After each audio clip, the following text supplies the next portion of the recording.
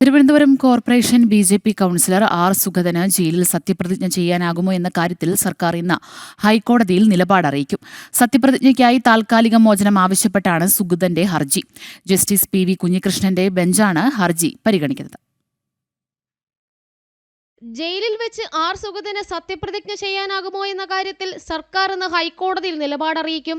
നാളെ നടക്കാനിരിക്കുന്ന സത്യപ്രതിജ്ഞയ്ക്കായി താൽക്കാലികമായി വിട്ടയക്കാൻ സർക്കാരിനും പോലീസ് മേധാവിക്കും ഉൾപ്പെടെ നിർദ്ദേശം നൽകണമെന്നാവശ്യപ്പെട്ടാണ് തിരുവനന്തപുരം വാഴോട്ടുകോണം കൗൺസിലർ ആർ. സുഗതൻ ഹൈക്കോടതിയെ സമീപിച്ചത്. ഹർജി പ്രാഥമികമായി പരിഗണിക്കവേ കാപ്പ ചുമത്തപ്പെട്ട് ജയിലിൽ തുടരുന്ന പ്രതിക്ക് താൽക്കാലിക വിട്ടയക്കൽ അനുവദിക്കരുതെന്ന് സർക്കാർ അറിയിച്ചിരുന്നു. തുടർന്നാണ് ഹൈക്കോടതി ജയിലിൽ വെച്ച് സുഗതന് സത്യപ്രതിജ്ഞ ചെയ്യാനാകുമോ എന്ന് സർക്കാരിനോട് ആരാഞ്ഞത്.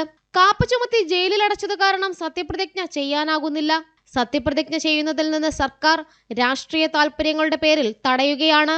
സത്യപ്രതിജ്ഞ ചെയ്യാൻ അനുവദിക്കാത്തത് ഹൈക്കോടതി ഉത്തരവിന്റെ ലംഘനമാണെന്നും സുഗതൻ വാദമുന്നയിച്ചിട്ടുണ്ട്. കാപ്പയ്ക്ക് ആധാരമായ 2 കേസുകളിൽ സുഗതന് നെടുമങ്ങാട് മജിസ്ട്രേറ്റ് കോടതി കഴിഞ്ഞയാഴ്ച ഇടക്കാല ജാമ്യം അനുവദിച്ചിരുന്നു. ജനം, കൊച്ചി.